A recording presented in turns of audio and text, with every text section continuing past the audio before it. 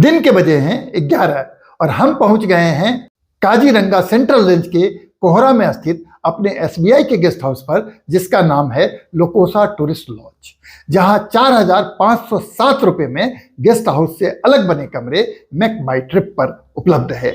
यहां भी मानस की तरह ही होटल का रेंज 1,000 से 13,000 तक है।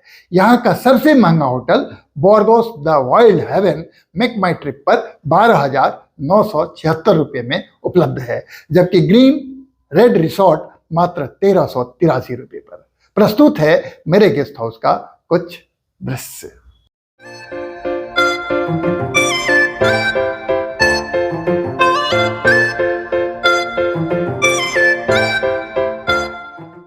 होटल के बाद अब हम आ गए हैं जीप सफारी के लिए।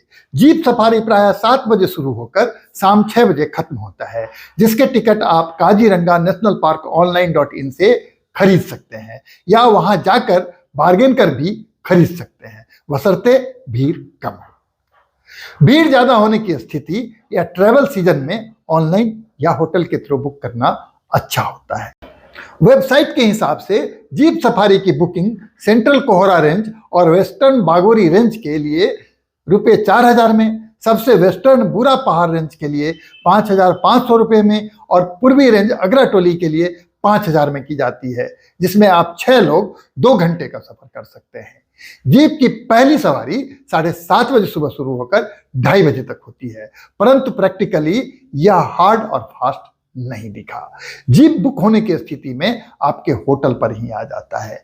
अभी दिन के बजे हैं 2 और मेरी जीप में मैं, मेरी धर्मपत्नी, मेरी बेटी, टियोक शाखा के मुख्य प्रबंधक और हमारे गाड़ी का ड्राइवर समेत 5 लोग बिना फॉरेस्ट गार्ड के जीप ड्राइवर के साथ बैठ चुके हैं और यह है रास्ते का मनोरम दृश्य।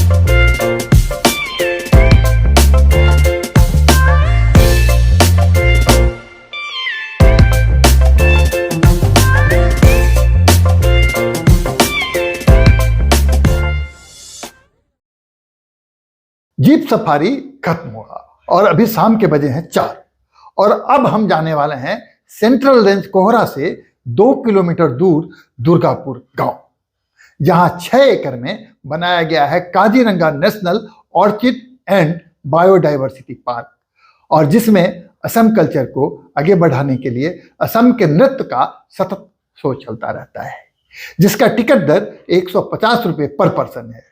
यह सुबह 8 बजे से शाम 5 बजे तक ही खुला रहता है और अभी 4:30 बज गए हैं और अंधेरा होने को है। आपको सलाह है कि यहाँ अधिकतम 2 बजे आए। अंदर ही असम के एथनिक कुजिन का स्टॉल है, जिसका स्वाद आप 200 रुपये में लेकर आगे का टूर कर सकते हैं। हम 3 घंटे का टूर सिर्फ आधे घंटे में करने वाले हैं।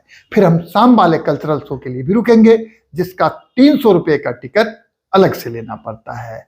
यह शो 6:30 बजे शुरू होगा। तब तक पार्क के बाहर आप सोवेनियर के लिए विंडो शॉपिंग कर सकते हैं और मन चाहे तो खरीदारी भी। और यह है इस पार्क और शो का मनोरम दृश्य।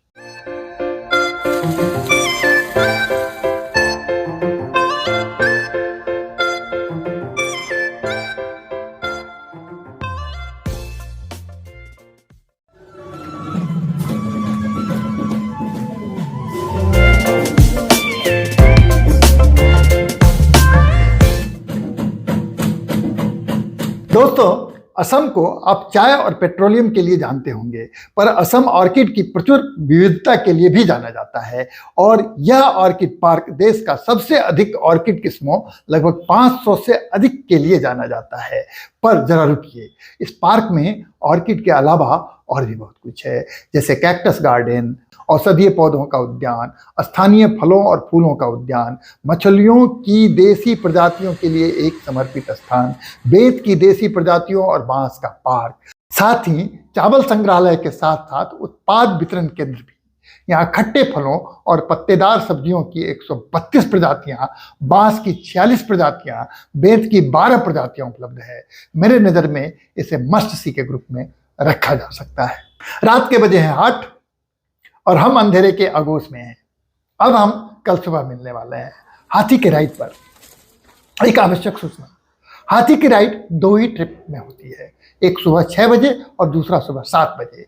एक हाथी पर 3 सवारी जा सकती है। एक सवारी का भाड़ा होता है 1500 रुपये, पर आपको जीप की तरह पूरी हाथी बुक करने की जरूरत नहीं होगी। आप एक टिकट भी बुक कर सकते हैं, पर ध्यान दें मौसम के समय में थोड़ा बहुत बदलाव संभव है और सेंट्रल रेंज कोहरा सिर्फ विदेशियों के लिए सुरक्षित है। ईस्टर्न रेंज, अगराटोली और बूरा पहाड़ रेंज में हाथी की सवारी की उपलब्धता नहीं भी हो सकती है, क्योंकि वेबसाइट से इसकी बुकिंग नहीं होती। आज के दिन इतना ही। शुभ रात्रि। तो एक बार फिर से नमस्कार दोस्तों। आज है तारीख 4 और बजे है सुबह के 6:45। हम आ गए हाथी की सवारी के लिए। यहाँ हाथियों पर आप मानस की तरह सीधा आगे नहीं देखते, सिर्फ एक किनारा देखने को मिलता है जो इस राइड को अनाकर्षक बनाता है। साथ ही हाथी मूलतः प्लेन में ही गुजरते हैं। मेरी नजर में मानस का हाथी राइड कहीं बेहतर है काजीरंगा से। फिर भी आपके लिए हाथी राइड के दृश्य प्रस्तुत है, आप स्वयं निर्णय लें।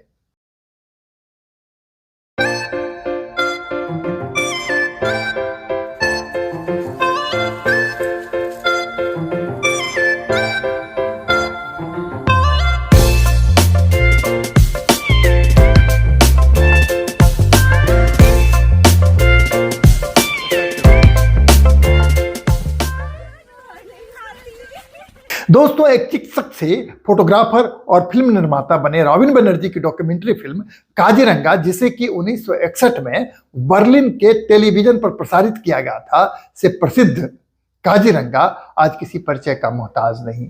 2023-24 में 3,27,000 टूरिस्ट के साथ ही पर्यटन के लिए भारत का यह 17वां आइकॉनिक डेस्टिनेशन बन गया है, जिसे अमेरिकी विज्ञान, कथा और फंतासी लेखक एल स्ट्रैंग डे ने अपनी कविता काजीरंगा असम में वर्णित किया और जिसे 1970 में डेमन्स एंड डायनासोर नामक कविता संग्रह में प्रकाशित किया।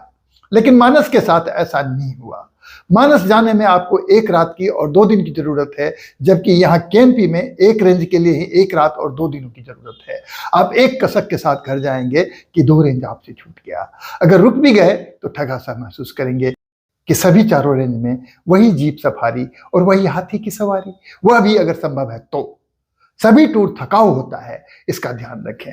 ऐसे मानस में भी 2 पर्वतमाला भारत में है, मगर मुख्य एक ही है। यहाँ भी 2 ही प्रमुख है, सेंट्रल और वेस्टर्न, लेकिन दृश्य अलग है। मेरा सुझाव है कि बूरा पहाड़ में ट्रैकिंग करें, बागोरा में हाथी की सवारी अगर मानस में नहीं गए हैं तो, अन्यथा इसे स्किप किया जा सकता है। फिर बाघ के लिए कोहरा में जीप सफारी, तो अगराटोली में नौकायन। पर वेस्टर्न रेंज से ईस्टर्न रेंज जाने के लिए स्पीड लिमिट कम होने के कारण काफी समय लगता है, इसका ध्यान रखें। अगर हो सके तो सेंट्रल रेंज में रुके। अगर बाघ देखना है तो काजीरंगा, अन्यथा मानस एक बेहतर विकल्प है मेरे अनुभव के आधार पर। एक बात और, सभी ट्रिप में बाघ दिखता भी नहीं है। लोकल जानकारी के अनुसार 50 से 60% ट्रिप बिना बाघ देखे वापस आता है। ऐसे यदा कदा मानस में भी बाघ देखे जा सकते हैं, बाकी आप खुद निर्णय लेंगे। दिन के बजे हैं 10 और हाथी के सवारी के साथ ही इस एपिसोड को हम यहीं समाप्त करेंगे। फिर मिलेंगे अगले एपिसोड में एक नए डेस्टिनेशन को लेकर। तब तक के लिए प्रणाम, सुविदा और सब्बा खैर। अरे एक बात और, कृपा कर चैनल को सब्सक्राइब कर बेल आइकन जरूर दबाएं, जिससे मुझे आपके लिए घूमने और आपको बताने के लिए ऊर्जा मिलती रहे। साथ ही एपिसोड अच्छा लगा तो लोगों को शेयर भी, और बुरा लगा तो कमेंट भी लिखिए। और अंत में आपका तहे दिल से धन्यवाद, शुक्रिया।